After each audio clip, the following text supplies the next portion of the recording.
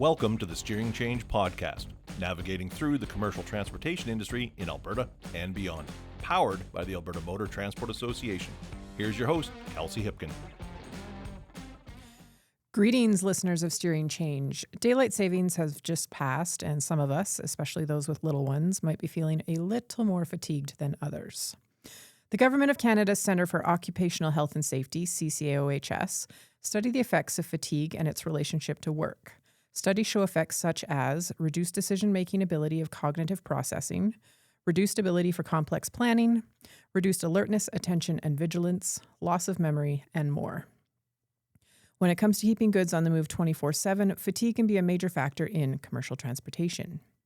In 2021, the Commercial Vehicle Safety Alliance, or CVSA, became home to the North American Fatigue Management Program, a comprehensive education and training program aimed at preventing fatigue-related risks and collisions and cultivating a corporate safety culture that proactively works to eliminate driver fatigue.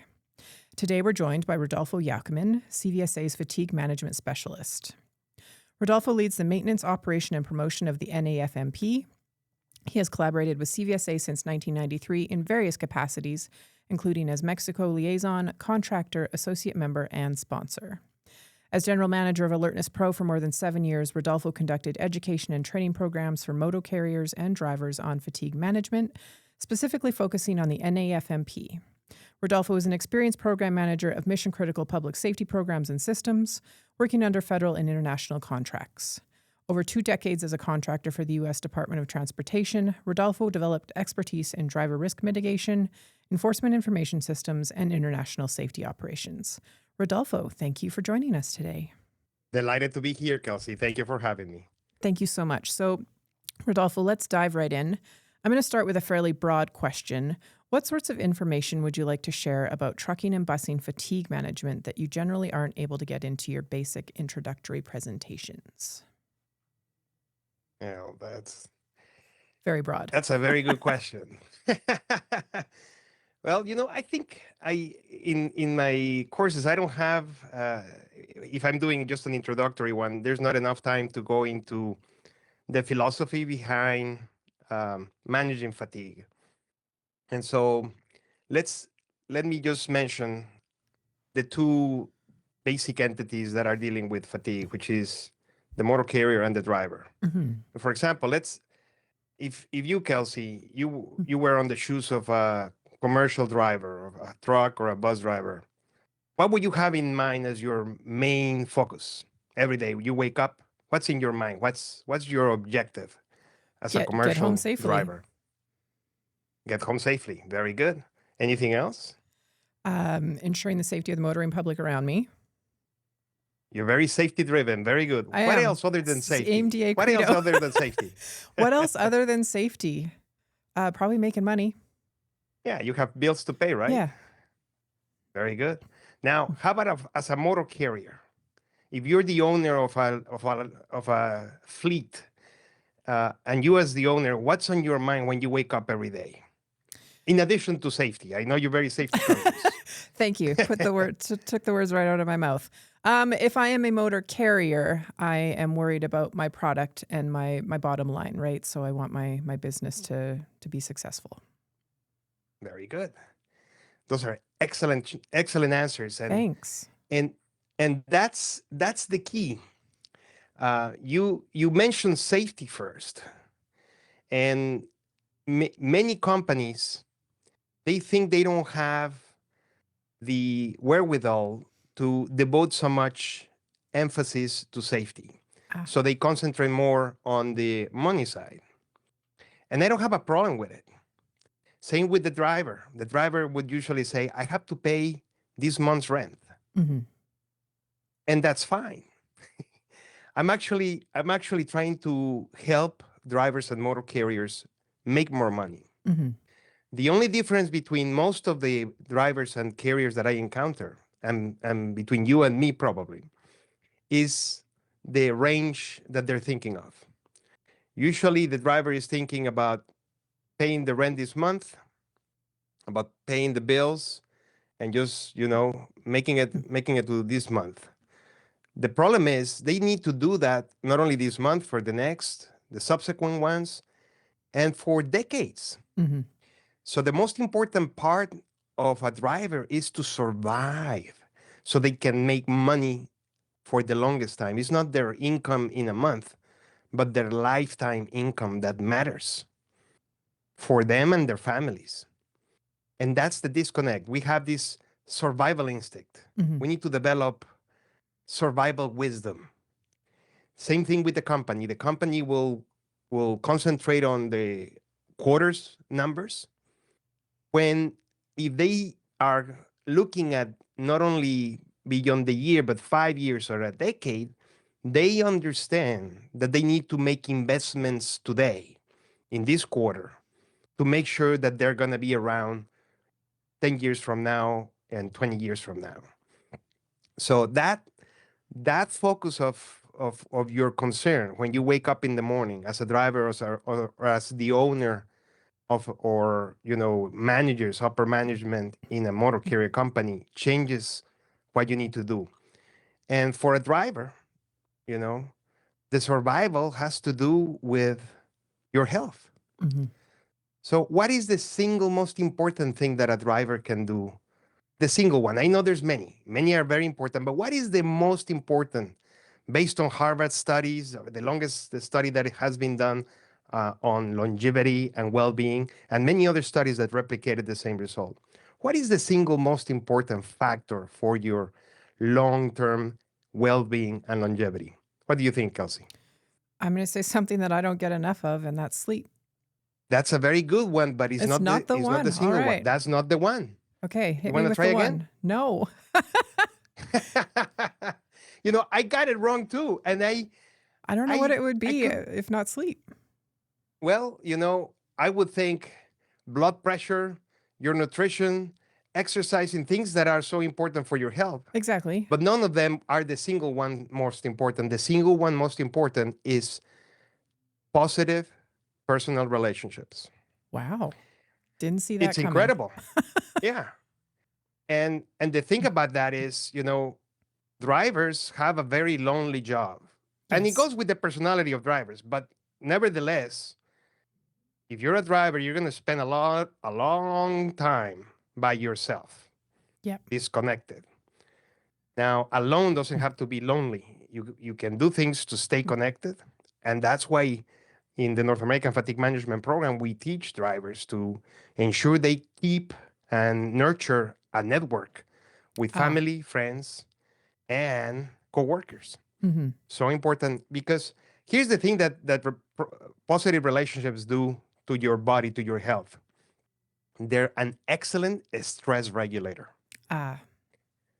And if you look at the causes of mortality in Canada, from the 10 top reasons of mortality, what kills you is metabolic diseases that are influenced a lot by stress, because stress not only makes you worry and depress you or cause you mental issues, it also affects your metabolism. Mm-hmm. The stress hormone, cortisol, is one of the number one drivers of fat storage in the body. The other one is insulin. So being stressed is going to wreck your body. It's going to increase your blood pressure. And high blood pressure is the silent killer. Mm-hmm. As is well known in the US, probably in Canada as well. It's the silent killer because you don't see it, you don't feel it, but it's slowly deteriorating your plumbing. The plumbing in the body is your heart, the pump, and the pipes are your arteries and your veins. Those are the pipes. And high blood pressure would put a stress on them, damage them. And that's when other things like the cholesterol and plaque will start blocking them and causing all these other issues. Anyway, so one of the most important things you can do as a driver to ensure your long-term survivability is ensure, positive personal relationships. Okay. Now, where do you start to make changes, lifestyle changes, if we're still talking about lifestyle changes? Where would you start, Kelsey? If you were trying to change something in your life, where do you start? Feels like a trick question. Where would I start to make lifestyle changes? It is not a trick question. What would you do if you were to start changing your lifestyle? What's the first thing that you would do in order to achieve lifestyle changes? I would go to whether it be fitness or the eating side of things, nutrition. Okay. And those are very good lifestyle changes to make. Change what fuel you're bringing in. Motor carriers worry a lot about the quality of the fuel they put in their vehicles, but they don't pay that much attention to the fuel that drivers are putting in their To bodies. themselves. Yeah. That's right. Or even themselves. That's correct. So those are very important. Exercise, as you mentioned, your fitness, those are things that will help your body in many ways. Both of them will lower your mental and physical stress if you do them right. But I wouldn't start there. I would suggest that you start in your head, because Nobody wants to go there, Rodolfo. It's a good thing we have you on today. Well, I think you have to start there. You can't work you can't think about nutrition. You can't think about exercising if your mind is cluttered. The proper mindset. Yeah. So you need to practice first mindfulness. You need to be aware of where you are. You need to grab yourself, and the things that you do that is you relax. You meditate. You bring down again the stress. You'll see that the common denominator on all these lifestyle changes that are going to help a driver live longer so that they can increase their lifetime earnings is decreasing the stress. Okay. Once you lower that, you lower your blood pressure, you deactivate the sympathetic nervous system, which is the one that gets you all pumped up and your heart pumping and your high blood pressure, and you get there. Let's get this. Been there. I need to get out of this, metropolitan city as quickly as I can. That's just increasing your blood pressure, increasing your stress. It's not going to help you in the long run. Stress is great to survive if you need to run away from a tiger, but pretending that you have a tiger behind you all day is not healthy. That's fair. And I mean, I think a lot of people could use that analogy, right, when it comes to stress in the workplace. That's right. Especially a driver. Yeah. Because they're under a lot of pressures. They need to make deliveries on time.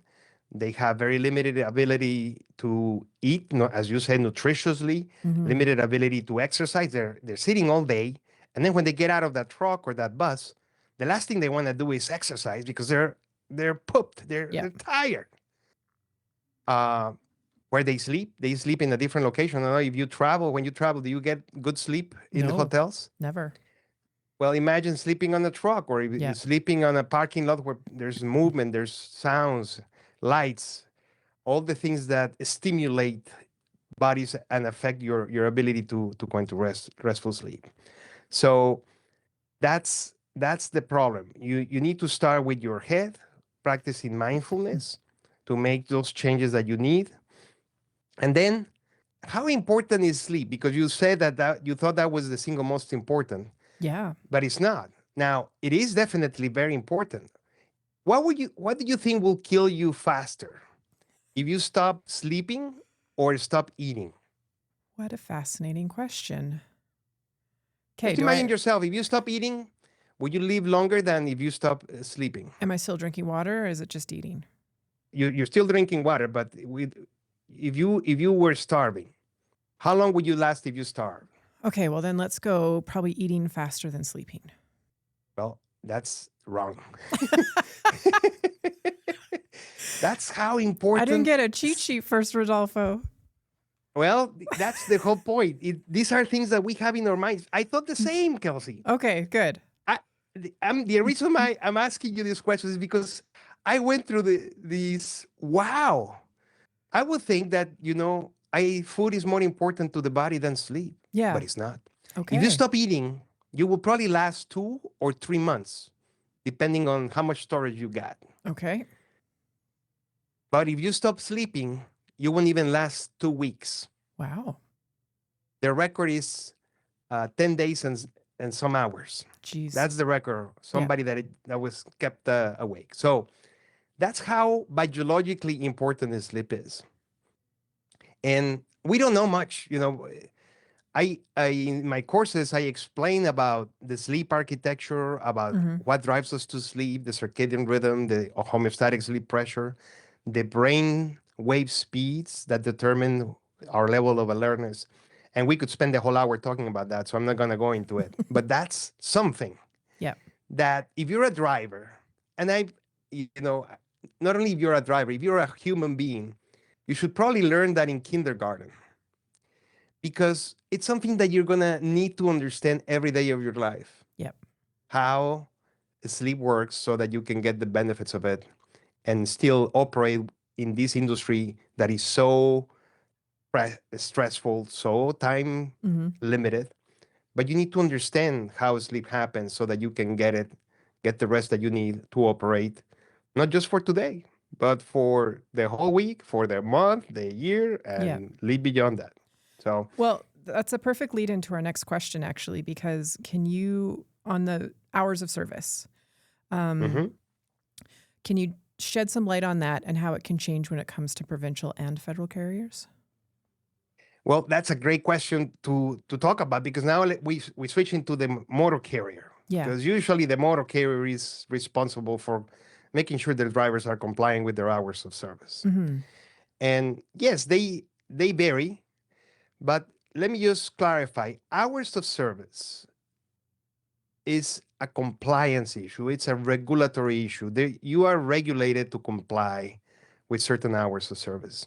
And we won't get into I'm not an expert on on hours of service, but there's a Mm-hmm. history started with industrial relations and labor laws and how many hours could you work, then how many hours could you drive and so forth.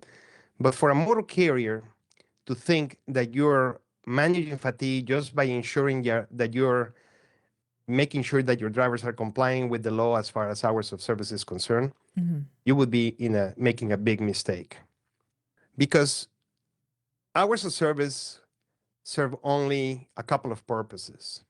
One, ensuring that the drivers have an opportunity to sleep.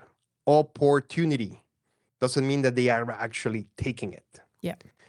And number two, to level the playing field among the industry. Because if you if you don't have a level playing field, then it'll be chaos. So Mm-hmm. the hours of service are very important, but as a motor carrier, if you're looking at your 10-year plan to ensure that your company is making profits 10 years from now, you got to make sure of establishing certain controls, Yeah. different levels of controls in your company. We were talking about the driver, things that they can do to ensure they live longer. Now, how does the company ensure that the company is going to stay profitable in the long run? Well, you got to minimize the risk. Mm-hmm. That's how you're very safety conscious. The way you ensure you're operating safely is by reducing the risks that your operation is going to face because you're not going to eliminate all the risk. If just by being on the road, you're in a risky situation, but you can do a lot of things to minimize them. And the more layers of controls that you implement, you're going to ensure you have less risk. Mm-hmm. And one of them is the first level is when you put a layer of control is making sure that while you're complying with hours of service, that the schedule you're giving to the driver is going to facilitate that the driver is getting their rest. Mm-hmm. Because you could give a driver an hours of service compliance schedule, but change it from one day to the next. Make them work one night, then make them work the next day, etc. And you will be complying with the hours of service regulations, but that would drive a driver to not get enough rest. So the first layer is to ensure that the schedule not only complies with the law, but is also in sync with the driver's circadian rhythms, Mm-hmm. the biological clock of the driver. And there's a lot of services out there and tools that you can use relatively inexpensive. We're not talking, unaccessible Mm-hmm. resources that motor carriers can use to ensure that their scheduling is not going to kill their operation and their drivers. If you look at the crashes related to fatigue from the National Transportation Safety Board here in the U.S. They investigate catastrophic crashes. They go all over the world to investigate aviation crashes as well. But in the U.S., they also do all modes of transportation. And when there's a big one, when there's multiple fatalities, multiple vehicles, they go and do a thorough investigation. I call it an NTSB, that's the National Transportation Safety Board. I call it an NTSB colonoscopy to the motor carrier. Okay. Because they look inside the operation of the motor carrier, the driver, with a microscope. They look at how long, what opportunity of sleep they had, whether they were using the cell phone in the last week or the last month to try and figure out how much sleep the driver actually got. Okay. They do a very good investigation that then you get a picture. And in a lot of these catastrophic crashes, fatigue comes as a factor. And a common denominator in these crashes is terrible schedules. Okay. Terrible in the term that, and the schedules were compliant with the law, but they were not in sync with the driver's circadian rhythms. They were irregular. They were not giving the driver the opportunity to get sleep when they were able to get the sleep. That's why it's so important to understand those concepts that I mentioned earlier about the sleep architecture, how you need a certain amount of time to get the benefits from light sleep, deep sleep, and non-REM sleep, and REM sleep, the rapid eye movement sleep, how the circadian rhythm affects your level of alertness, how the homeostatic sleep pressure affects your level of alertness, etc. So when you're setting the schedule, you should not only have these hours of service in mind, but how you're going to ensure that the driver is able to get the sleep. And then you can put additional layers. You can put, a sleep disorder screening program, management program. Because if the driver has a sleep disorder, no matter how much time you give those drivers to sleep, they're not going to be rested. If you have obstructive sleep apnea, for example, you're usually people with obstructive sleep apnea are great sleepers. They fall asleep, but they're not breathing. So in the middle of the night, when they're sleeping, they start gasping for air because they're not getting any air there. The muscles on the back of the tongue collapse into the trachea and there's no air flowing in their bodies. So they never go beyond light sleep. They stay on light sleep all night. They don't go to deep sleep. In deep sleep, you get the growth hormone secreted, and that's a hormone that repairs all the cells in all the organs of the body, not only your skin, which makes you, when you got good night sleep, you get beautiful skin. For women, you look much better. For men, we can shave easier, and you can tell that's because you got that growth hormone secreted in deep sleep. All right. Then you need REM sleep, which happens only after you go through light, deep, and go back to light, and then you go into REM sleep. And you won't get that if you have a sleep disorder like obstructive sleep apnea, or you have insomnia, etc. So having that layer, screening your drivers for sleep disorder is another layer that you can put. Another layer is fatigue detection technology in the cab. Forward cameras, sensors in the vehicle to detect if there's deviation, if there's heart braking, heart accelerate, anything that will help determine if the driver is acting erratically or impaired. Those are different controls that they can implement. And those are the types of controls that the North American Fatigue Management Program recommends motor carriers implement to minimize those risks.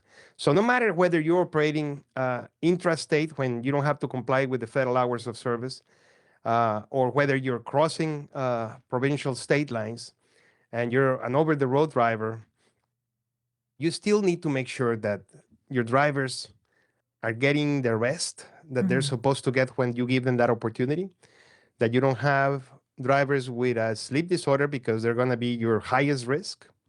They're going to give you the highest number of drowsy incidents. And as a last line of defense, one more layer, fatigue detection technologies in the vehicle to making sure that, if something happens, then you're going to be able to detect that and avoid a catastrophic incident.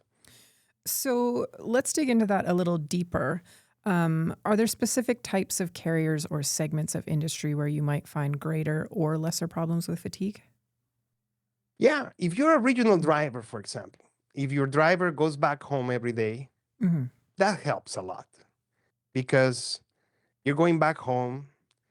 You're gonna, with some luck, you're gonna have a home cooked meal, and you're gonna be able to see your family, Mm-hmm. and you're gonna be able to go to sleep where you usually sleep, and all of that is gonna help tremendously with the level of alertness as you operate, as you drive.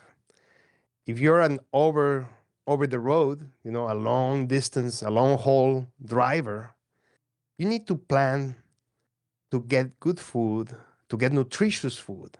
You need to plan to rest, to take naps.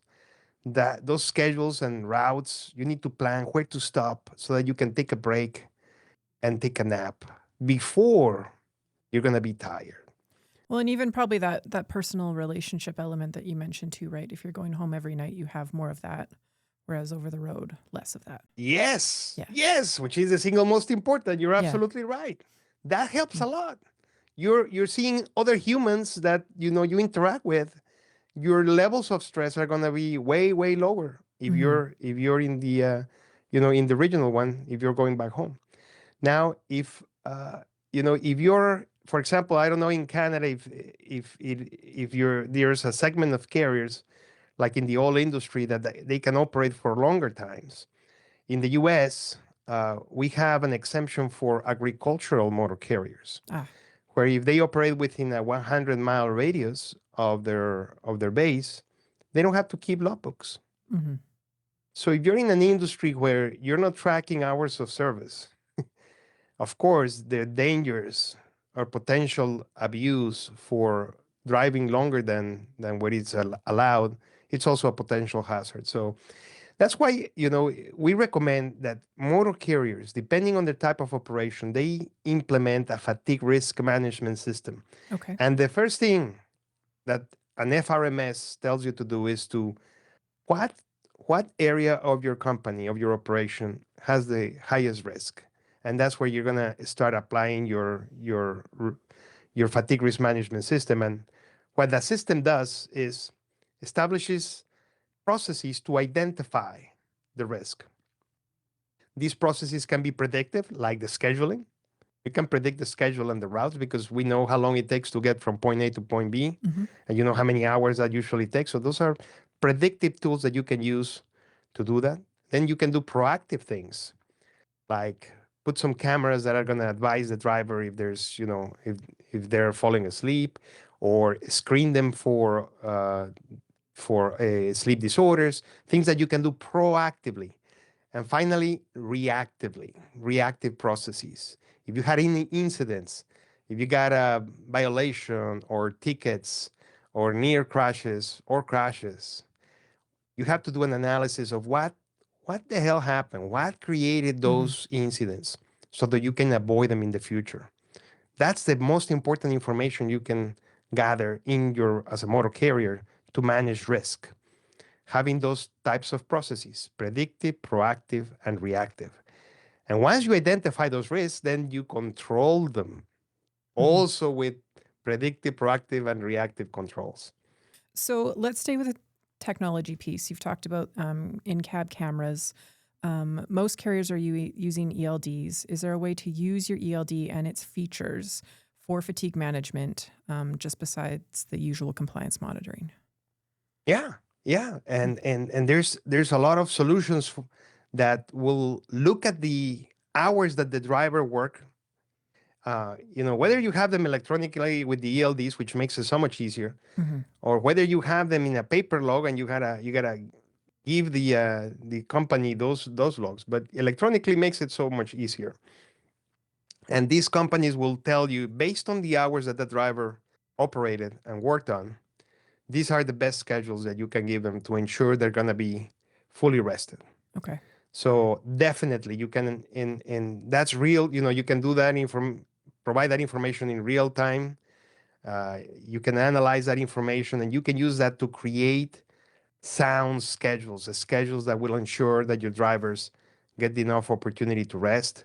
And you can combine that with, if the driver is provided with a wearable Mm-hmm. where the driver can actually record the time that they're sleeping, the actigraphs, Okay. actigraphy, Yeah. they look at how long they're spending it in bed or sleeping.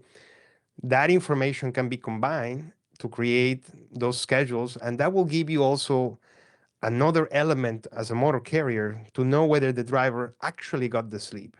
Ah. It's better than depend on the driver to tell you, "Hey, sorry, but I'm tired. I can go to sleep." It's better if there's some objective measure that the motor carrier can get Mm-hmm. from the driver. Hey, my kid was sick last night, or I was sick, or I got into an argument with my spouse, and we were talking all night, and then I Mm-hmm. couldn't fall asleep because I was so angry, so emotional. That happens. We're all Yep. humans. Yep. It happens to drivers too. And so, if you couldn't sleep all night, you shouldn't be going on a trip the Mm-hmm. next day because that may be the last trip you take. So it's great if the company can introduce an objective way to get that information from the driver. And if not, again, the other element of a fatigue management program, one of it that we've been talking about is the fatigue risk management system. Mm-hmm. The other big component is safety culture. Yes. The safety culture, the shared beliefs, how the company rolls in, and that's not trivial. All these we as consultants, safety consultants, we all talk safety culture, but you run into big roadblocks that are called, stigmas, Mm-hmm. and we grow up with them. We come to our workplaces with things that we believe since we were kids, and the the safety culture of an organization starts at the top. So if leadership does not make a conscious effort to get rid of all these stigmas around sleep, Yep. that people who need rest is because they're lazy bumps and they don't have the drive, they don't have the energy or the discipline. Mm-hmm. You also need the biological need to sleep. So all those stigmas around mental illness, about sleep disorders, about substance use disorders, those are stigmas that we need to get rid of. And the company can do a lot by educating their drivers, providing them the knowledge Mm-hmm. that they need to understand how important it is for them to sleep enough, high quality, to get their nutrition that they need, to get the exercise that they need, to practice the mindfulness, and to keep that network of personal relationships in the positive side so that they can operate efficiently and stay the longest with the company. Mm-hmm. That education needs to be that knowledge needs to be provided by the company, but also the training. And we can talk about the training as well as we keep talking. Yeah, absolutely. So let's delve into the training, but also having that safety culture and providing all of those things must be a huge factor when it comes to retaining drivers. It's key. It's the key because if you're in a company that disregards your well-being, Mm-hmm. you're not going to stay there long. If they're not providing you with opportunities to rest, with opportunities to go to your children's games or events, give you time off so that you can actually participate in important family activities. Mm-hmm. And for a motor carrier, retaining a driver is a wiser and more profitable strategy than just hiring and training and looking for more drivers from that. We don't see that there's a great supply of drivers out there, Yeah. professional, good, drivers. So it's a challenge that the motor carrier would better deal with if they do everything they can, not only to ensure that they're diminishing the risks of those drivers, but also keeping them in the company Mm-hmm. because training and retaining is less expensive than hiring. So retention depends a lot in taking care of those drivers. We've seen in companies that provide their drivers, for example, with a sleep disorder uh, treatment program, for those that are screen positive and then are tested positive, they stay with the motor carrier 2.6 times longer than those drivers that do not participate in those programs. Oh, wow. The driver feels taken care of because the motor carrier is helping them ensure that they stay healthy, that their well-being is ensured so that they can operate safely. Mhm. And they appreciate that. They feel taken care, so they stay longer. And that's not only a great thing and the right thing to do, it's also the most profitable thing to do. So the investment on programs, on well-being programs, on sleep disorder programs pays off in the long run. But you need to have that, you need to have the eye on the right ball. If you're Mhm. having the eye on just the quarter, making an investment on a sleep disorder screening or the strategies or these controls that I'm talking about, it's not going to make sense. It's only when you start looking at 5-year, 10-year, long-term view that all of these things make sense. And that's what we're trying to do. We're trying to leave a legacy for our families and our companies and the, Yep. the people that we're in charge of. So you need that long-term mentality. So let's look at the flip side of that. What are some of the more serious and immediate signs of fatigue that can signal a driver that they need to get that rest ASAP? That's one of the key things that you train drivers on. Mhm. That's one of the key things that we train. Part of the training, and training is the skills. We talked about education. Education is the knowledge that drivers need, but you also need to train them with the skills to apply that knowledge. And one of those skills is to recognize objective signs of fatigue. Mhm. Most of us, when we're assessing our state of alertness, we'll base it on our own opinion. Like, hey, I've been driving for 7.5 hours. I can go for 1 more hour. Mhm. I've done this trip 100 times. There's no reason I can do it today, even if I'm feeling a little shitty today. Yeah. Well, that's an opinion. And the problem with fatigue is that the worst time for you to assess anything, in particular your state of alertness, is when you're fatigued, because the level of alertness depends on how fast your brain waves are going. And as they start going slower and slower, you're less able to be aware of your surroundings. Mhm. So your perception deteriorates. You mentioned it at the beginning of the podcast. Your ability to be cognizant and aware of your surroundings is diminished. Your reaction time diminishes. So for you to assess your alertness, you should know that you're not in the best position to do that. And what you're supposed to do instead is to be trained to recognize that if you start deviating from the lane when you're driving, you start hitting the rumble strip, or you have a hard time staying in the lane. That's one of the typical signs that you're tired, that you're fatigued. If you suddenly see yourself heartbreaking or accelerating or jerk steering, Mhm. any sudden movements should be a sign for you that you're tired, because you're deteriorating your ability to control the vehicle. If there's no song on your playlist or in your radio that pleases you, if the temperature is too cold or too hot and you start fiddling with the AC back and forth, back and forth. If you start fidgeting and you're not comfortable in the seat of the truck or of the bus, those are signs that you're starting to get tired. If you realize that you have tunnel vision because you're losing your peripheral vision, you're concentrating because your ability to be aware is deteriorating, that's another big sign that you're very fatigued. And the worst of all those signs is a micro nap.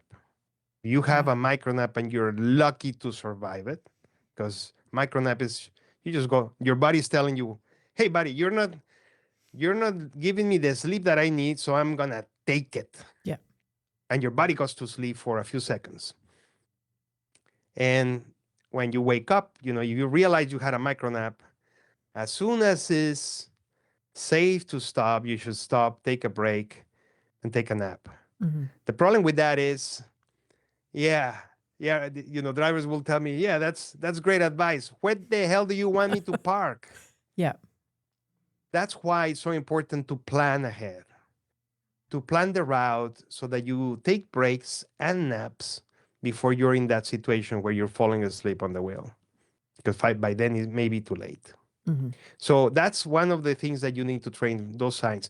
There's other things that you need to train, like what strategies should you use to manage your fatigue? And in the North American Fatigue Management Program, in module 3 for the driver education and training, we provide them strategies that are for general, for driving, for when they're at home, for night driving, Mm-hmm. for changing time zones. And so those are part of the training component. But recognizing the signs of fatigue is the single most important part of that training. So thank you for bringing that up. Absolutely. And for our listeners, for those training and resources, we're going to make sure to have links to those in the show notes for today's show. So Thank you. Let's move to some happy stuff. Do you have any success stories, including stories about carriers or stories about individual drivers, for improvements resulting from using fatigue management best practices? I do. These are all these large motor carriers. Mm-hmm. If you look at the top 500 companies, Okay. all of these companies understand that. It's not that they are the only ones that can do it, but they understand that they're here for the long run. They're Mm-hmm. here for that decades long plan. And so they make investments in fatigue management, in driver wellness, because they understand that taking care of their drivers is good for business. Mm-hmm. And yes, they deal with risks in a way that is, they establish these fatigue risk management systems. They're implementing a safety culture. And yeah, they avoid these catastrophic crashes. And when crashes happen, because they're going to happen, Mm-hmm. we're mitigating risk. We're not eliminating it. They have the elements to defend themselves in court. Mm-hmm. When they're getting a lawsuit in the U. I don't think in Canada it's as prevalent. And here in the U.S., motor carriers are under attack by lawyers who are trying to use events on the road and sometimes even fabricated crashes to try and get lawsuits against them and collect millions of dollars in what is known here in the industry as the nuclear verdicts. Okay. And a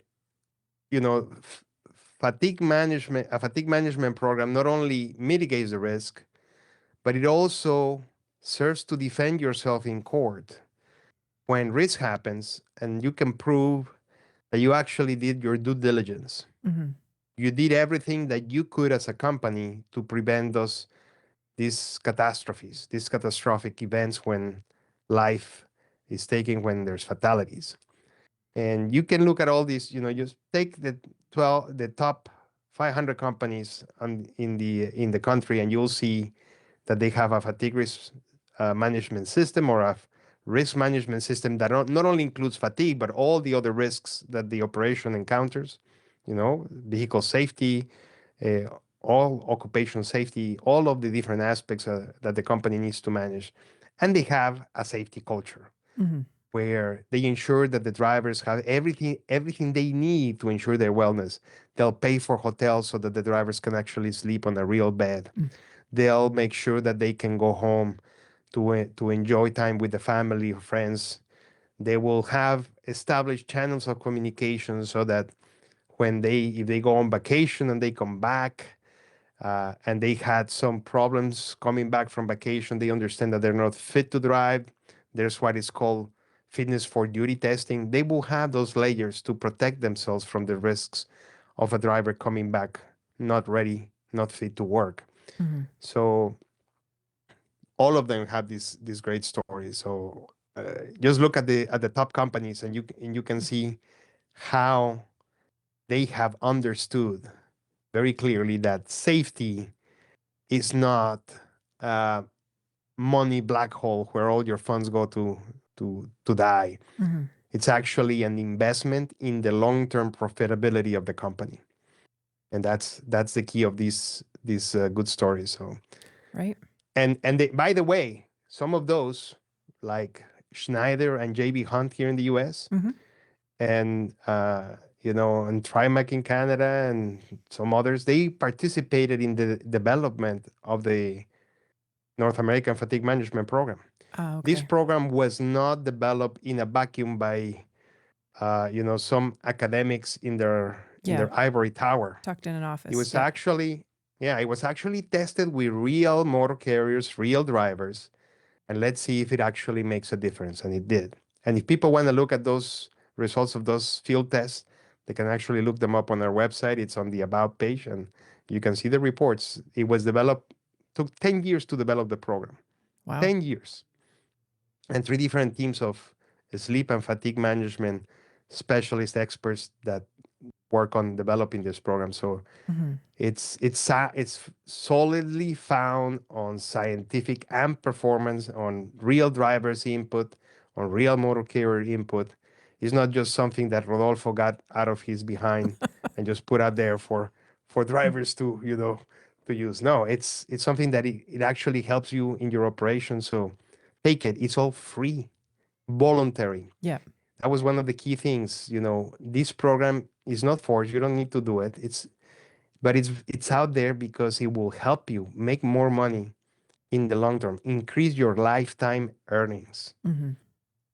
Just like you plan for your retirement fund, if you have planned for it, plan on your wellness fund by investing on good relationships, good nutrition, good exercise, good mindfulness, Hmm. and good sleep hygiene. The 5 keys to wellness that we also teach in the educational mode of module 3 of the North American Fatigue Management Program. I think that's the kicker. Rodolfo, we have only ever emailed, so it was so lovely to meet you in person. I'm kind of blown away by your knowledge, and I learned a lot today. So I'm looking forward to listening to the final podcast for this episode. Again, thank you so much for your time. I do want to ask, is there anything that you would like to add as we close?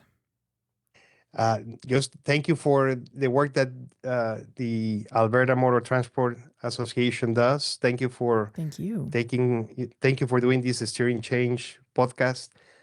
We appreciate all the work that all our partners are doing, trying to help drivers and motor carriers stay alive and stay in business and Hmm.